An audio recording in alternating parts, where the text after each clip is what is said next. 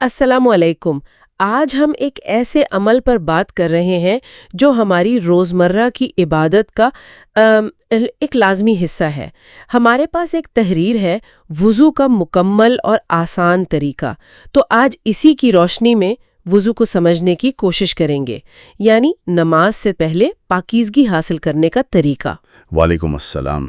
جی بالکل، اور جیسا آپ نے کہا، یہ صرف جسمانی صفائی نہیں ہے، یہ تحریر بھی یہی بتاتی ہے کہ یہ عبادت کے لیے ایک گہری روحانی تیاری ہے۔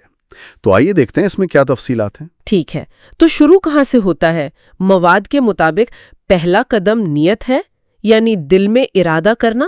جی، نیت تو ہر عمل کی جان ہے۔ یہ واضح کرتی ہے کہ ہم یہ کیوں کر رہے ہیں، اللہ کی رضا کے لیے۔ یہ کوئی عام صفائی نہیں، عبادت ہے۔ اور پھر بسم اللہ پڑھنا، اللہ کے نام سے آغاز میں ظاہر برکت ہوتی ہے۔ صحیح۔ اچھا، نیت اور بسم اللہ کے بعد مواد میں ہاتھوں کے دھونے کا ذکر ہے، کلائیوں تک 3 بار۔ جی ہاں، دونوں ہاتھوں کو کلائیوں تک دھونا ہے۔ اور یہ دائیں ہاتھ سے شروع کرنا، اس میں کوئی خاص وجہ؟ جی، یہ سنت نبوی صلی اللہ علیہ وسلم ہے۔ ہمارے دین میں دائیں جانب کو اچھے کاموں میں ترجیح دی جاتی ہے۔ یہ چھوٹی چھوٹی باتیں بھی سنت کی پیروی کی اہمیت دکھاتی ہیں۔ اچھا، اس کے بعد آتی ہے کلی کرنا، وہ بھی 3 بار، دائیں ہاتھ سے پانی لے کر۔ جی، اور مواد میں یہ بھی لکھا ہے کہ اگر روزہ نہ ہو تو غرارہ کرنا بہتر ہے۔ غرارہ یعنی حلق تک پانی پہنچانا؟ بالکل، اس سے منہ کی صفائی زیادہ اچھی طرح ہو جاتی ہے۔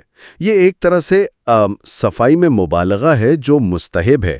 ٹھیک، پھر ناک کی صفائی، دائیں ہاتھ سے پانی ڈالنا اور بائیں سے صاف کرنا، یہ بھی 3 بار۔ یہاں ہاتھوں کا الگ الگ استعمال کیوں؟ یہ بھی اسلامی آداب کا حصہ ہے۔ دایاں ہاتھ عام طور پر صاف کاموں کے لیے، جیسے پانی ڈالنا، اور بایاں ہاتھ وہ صفائی کے لیے، جیسے استنجا وغیرہ۔ یہ حفظان صحت کے لحاظ سے بھی بہت منطقی ہے۔ سمجھ گئی۔ آگے بڑھتے ہیں۔ پھر چہرے کو دھونا ہے 3 بار۔ مواد میں اس کی حدود بھی بتائی ہیں، پیشانی کے بالوں سے ٹھوڑی تک اور ایک کان سے دوسرے کان تک۔ جی، یہ حدود بہت اہم ہیں۔ چہرہ دھونا فرض ہے۔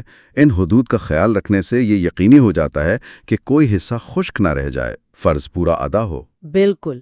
اچھا، چہرے کے بعد بازوؤں کی باری ہے، پہلے دایاں بازو پھر بایاں، اور لکھا ہے کہ کہنی سمیت دھونا ہے۔ اس کہنی سمیت پر اتنا زور کیوں؟ کہنی کو شامل کرنا فرض کا حصہ ہے۔ اکثر لوگ جلدی میں وہ کہنی پوری طرح نہیں دھوتے، تو اس پر زور دینا اس لیے ہے کہ کوئی کمی نہ رہ جائے، عمل مکمل ہو۔ احتیاط لازم ہے۔ صحیح۔ اچھا، اب تک تو دھونے کی بات ہو رہی تھی، اس کے بعد مسح کا ذکر ہے، سر کا مسح۔ جی، یہ تھوڑا مختلف ہے۔ مواد کہتا ہے گیلے ہاتھ پیشانی سے گدی تک لے جا کر واپس لائیں، اور کانوں کا بھی، اور یہ صرف ایک بار کرنا ہے۔ بالکل، مسح کا مطلب ہے گیلا ہاتھ پھیرنا۔ اس میں پانی بہانا نہیں ہوتا جیسے دھونے میں۔ یہ سر اور کانوں کے لیے خاص حکم ہے۔ شریعت کی طرف سے آسانی بھی ہے اور اس کا طریقہ بھی متعین ہے۔ ٹھیک، تو یہ دھونے سے مختلف ہے، سمجھ گئی۔ اور آخری مرحلہ وہ پیروں کا دھونا ہے۔ جی، آخری مرحلہ پیر دھونا ہے، ٹخنوں سمیت۔ پہلے دایاں پھر بایاں، 3 بار۔ بالکل، اور ٹخنوں تک دھونا فرض ہے۔ مواد میں انگلیوں کے درمیان خلال کرنے یعنی پانی پہنچانے کا بھی کہا گیا ہے۔ جی، وہ بہت ضروری ہے۔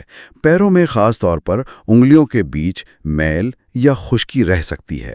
خلال کرنے سے مکمل صفائی اور طہارت یقینی ہو جاتی ہے۔ تو ان سب مراحل سے وضو مکمل ہو جاتا ہے؟ جی ہاں۔ تحریر میں وضو کے بعد ایک دعا کا بھی ذکر ہے، وہ بھی پڑھنی چاہیے؟ جی، وہ دعا پڑھنا سنت ہے، اور وہ دعا جسمانی صفائی کے ساتھ روحانی پہلو کو بھی جوڑتی ہے۔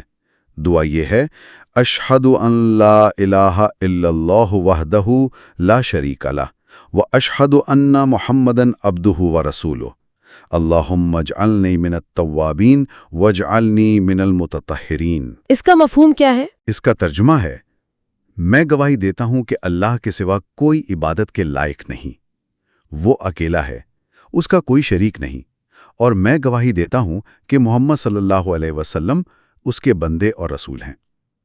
اے اللہ، مجھے کثرت سے توبہ کرنے والوں اور خوب پاک صاف رہنے والوں میں سے بنا دے۔ دیکھیں، یہاں طہارت کو توبہ کے ساتھ مانگا جا رہا ہے، جسمانی پاکیزگی کے ساتھ باطنی پاکیزگی کی دعا۔ سبحان اللہ، بہت خوبصورت دعا ہے۔ تو یہ تھا وضو کا مکمل اور آسان طریقہ کے مواد کی روشنی میں وضو کا ایک جائزہ، ایک ایسا عمل جو صرف جسم نہیں، روح کو بھی عبادت کے لیے تیار کرتا ہے۔ جی بالکل، اور یہاں ایک بات سوچنے کی ہے جو اس مواد سے ابھرتی ہے کہ اگر ہم ان تمام مراحل کو صرف ایک رسم کی طرح نہ کریں، بلکہ ہر عمل کے پیچھے جو حکمت ہے، جو مقصد ہے، اس پر تھوڑا غور کریں، پوری توجہ اور شعور کے ساتھ کریں، تو کیا یہ خود وضو کا عمل ہماری عبادت کی کیفیت کو، اللہ سے ہمارے تعلق کو اور زیادہ گہرا نہیں بنا سکتا؟ یہ ایک سوال ہے غور کرنے کے لیے۔ بالکل، بہت اہم نقطہ ہے، اس پر ضرور